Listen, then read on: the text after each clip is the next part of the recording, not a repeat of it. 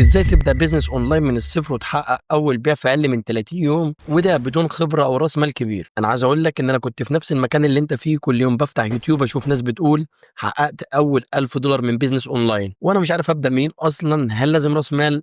هل لازم خبرة؟ ولا دي كمان خدعة من الخدع اللي بنشوفها كل يوم؟ اللي هحكي لك النهارده هو اللي بالظبط حصل معايا من الصفر لحد اول بيع حصل معايا. بس اهم حاجة عايزك تركز معايا في الفيديو ده، ولو ما عملتش لايك انزل دلوقتي اعمل لايك وتشترك في القناة عشان يوصل لك كل جديد. في البداية انا كنت بدور على فكرة اعمل منها بيزنس اونلاين، جربت كذا حاجة من افيليت ماركتنج للدروب شيبنج للديجيتال برودكت، حتى برضو دخلت كذا دورة وقريت مقالات، وفي الاخر اتلخبطت اكتر. كل واحد فيهم بيقول لك طريقتي الصح واشترك فيها، بس ما حدش فيهم بيقول لك تبدا منين وتركز على ايه. لحد ما وقفت مع نفسي وقلت انا هبدا بحاجه بسيطه جدا وهعمل خطه هلتزم فيها لمده 30 يوم وبعدها اشوف النتائج. اول خطوه عملتها اني قررت ابدا على صغير واجرب السوق. مش لازم اعمل شركه ولا مخزن، عايز ابدا مشروع بسيط اونلاين واشوف هيشتغل معايا ولا لا. فقلت انا هشتغل على منتج واحد بس لجمهور محدد وهجرب بيه عليه. والخطه كالاتي: ان انا الاقي منتج مربح وما الاقيش عليه منافسه كتير، وتاني حاجه اني اسوق للمنتج ده على كل وسائل التواصل، وتاني حاجه اجهز صفحه او وسيله اعرض بيها المنتج ده، وتالت حاجه ابدا اسوق بشكل ذكي من غير ما ادفع فلوس كتير. وكان في الاسبوع الاول التفكير عن النيتش او المنتج اللي هقدر اشتغل عليه. انا سالت نفسي ايه اكتر حاجه الناس بتدور عليها اليومين دول. دخلت على جوجل ترندز وامازون وبدات ادور على مجالات فيها طلب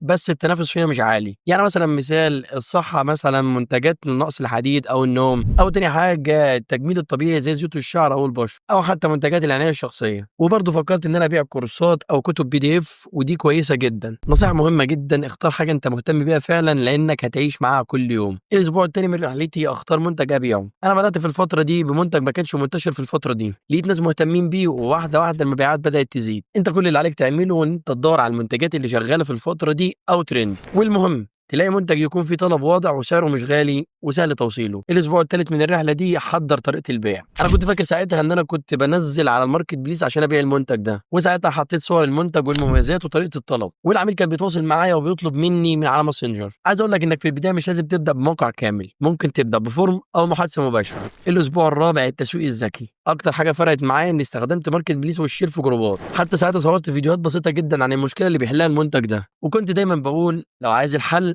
ابعت لي. يعني مثال لبوست كان مكان حلاقه، كنت بقول في البوست ده ماكينه الحلاقه بتاعتي دي فيها مستويات للشعر وكمان تنعيم، وكمان ماكينه الحلاقه دي خفيفه وتقدر تاخدها معاك في اي مكان. فانا كده جمعت للعميل اكتر من ميزه في المكنه اللي انا بعرضها، وكمان حليت له مشكله انها صغيره ويقدر ياخدها معاه في اي مكان. كمان دخلت جروبات فيسبوك مهتمه بالمنتج بتاعي، عملت شويه محتوى تعليمي والباقي كان ترويجي. انا فاكر ساعتها ان البيع ما كانش من اول اسبوع ولا من تاني اسبوع، البيع كان معايا من تالت اسبوع. حد ساعتها شاف الفيديوهات بتاعت المنتج وبعدها دخل وطلب معايا، وساعتها حسيت ان الدنيا كلها وقفت وقتها. حسيت ان كل التعب بتاع الفتره ده كان يستاهل. ومن هنا كل حاجه بدات تتبني وبدات اطور المنتج. ومن ساعتها عملت ستور خاص بيا وبدات اعرض فيه المنتجات بتاعتي كلها. حتى ساعتها انا فاكر ان انا بدات استثمر شويه في اعلانات بسيطه. طبعا انت لسه بتسال هتبدا ازاي؟ اول حاجه لازم تعملها ابدا بخطوات بسيطه بس واضحه. تاني حاجه اختار فكره او منتج فيهم احتياج. تالت حاجه اعرض المنتج ببساطه جدا جدا. رابع حاجه سوق بذكاء، مش لازم تدفع فلوس كتير، لازم تبدا النهارده حتى مش بعد الكورس اللي فلان وفلان بيقدموه يعرفوك ازاي تبدا. اهم حاجه لو عندك فكره وعايز تبدا اكتب لي تحت وانا اساعدك فيها. ولو استفدت من الفيديو ده ما تنساش اللايك وتتابعني عشان يوصل لك كل جديد. وما تنساش ان انا هنا بقدم لك كل الطرق اللي تخليك تبدا بيزنس اونلاين خاص بيك. بس كده اشوفك الفيديو الجاي بافكار جديده. سلام.